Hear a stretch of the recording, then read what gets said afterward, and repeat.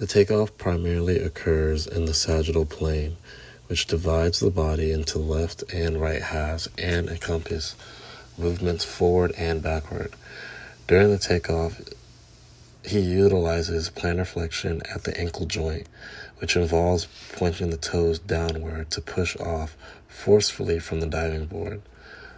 The plantar flexion movement occurs primarily in the sagittal plane as the diver's feet press against the board to generate the necessary vertical lift.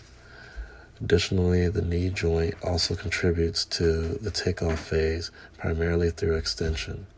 Extension involves straightening the knee joint, which assists in further propelling the body upward. The extension movement also primarily occurs in the sagittal plane, aligning with the forward motion generated by forceful push-off from the diving board. While the primary movements of the takeoff occur in the sagittal plane, there may also be subtle contributions from other planes. For instance, there may be slight abduction or adduction movements at the hip joint to adjust the body's alignment and trajectory as the diver leaves the board. These movements, although relatively minor, can help optimize the takeoff angle.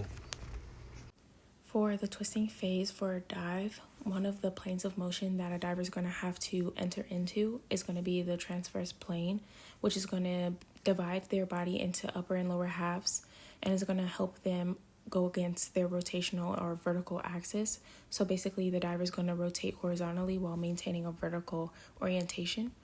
And then some of the forces that are going to be acting upon the diver are going to be gravity and buoyancy. So gravity is going to be going against the diver in a downward motion once they leave the spring or the board. And then buoyancy is going to be acting in the opposite direction of gravity, so in an upward motion, counteracting gravity. And then another force that's going to be going against the diver as well is going to be torque.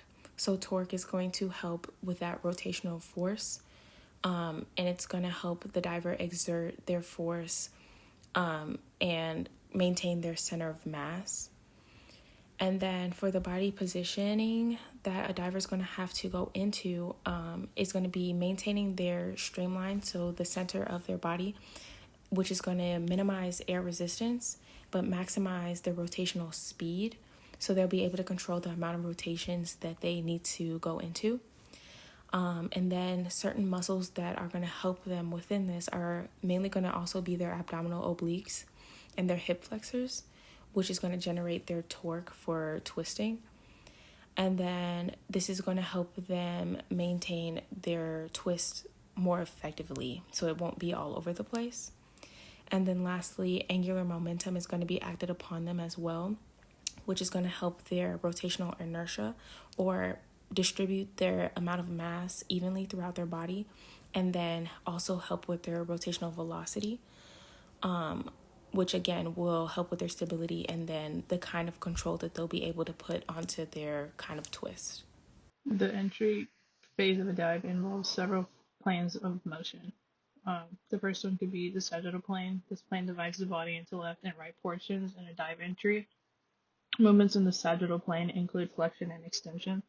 For instance, during the entry phase, the diver may flex their hips and knees to enter the water smoothly. In the frontal plane, this plane divides the body in front and back portions. Movements in the frontal plane during a dive entry may include abduction and adduction. For example, the diver may want to perform an arm abduction to enter the water with arms extended above the head. And lastly, the transverse plane. This plane divides the body into upper and lower portions. Movements in the transverse plane during a dive entry may include rotation. For instance, the diver may rotate their torso slightly to align with the entry angle or direction. These planes of motions work together to create a coordinated and controlled entry into the water during a dive. Okay, so for the first test, we'll be doing the vertical jump test. The purpose of this is to get vertical power and to assess it over a long period of time. Vertical power is important in diving because the higher you get, the more time you'll be able to get the dive done, and it is just better performance for the diver. So I'm also performing this test because it is in the sagittal plane, and diving mainly happens in the sagittal plane, and so this will just mimic that. So we'll have my client perform a vertical jump. They'll be going down as fast as they can and going up, and then we'll be either slopping the vertical jump test assignment, or you can do the tape on the wall. So we can mimic that. Perfect, and we'll be assessing that over a long period of time. Okay, the next test we'll be doing is the manual muscle testing for the upper trap. This is important for diving because in diving, when you enter the water, you must shrug your shoulders, and that's the upper trap being activated. So we want really strong upper traps and to see if that they are working properly. So the client will be pushing their shoulders up, and I'll be pushing against them, and then we'll be grading from a 1 to 5 to see if they are well. So push against my shoulders, or push my hands. Perfect, that is strong pressure, or strong posture against strong pressure, so I'll be giving that a grade 5. And we'll be moving on to the next test. Alrighty, for our next test, we'll be doing shoulder range of motion. Specifically, we'll be testing shoulder flexion and shoulder abduction. This is because in the back press of diving, the diver will perform shoulder abduction and then shoulder flexion when performing the dive. So we'll start off with shoulder flexion. We'll start with the arm down, going over. And the goal is to get to 180 degrees.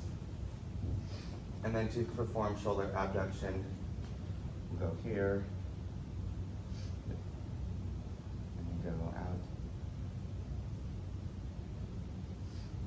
And the goal again is to get to 180 degrees. Perfect. Alrighty, so for the next test, we'll be performing hip flexion with a straight leg. This is because divers need flexibility in hamstrings, and so we want to see the range of motion that the hip will have. So assessing this, we'll start with the lights down. Whenever you're ready. Perfect. And we want to get to about 90 degrees diving. We want to get as far as we can because the more flexibility, the faster you'll be able to flip and get the dive done.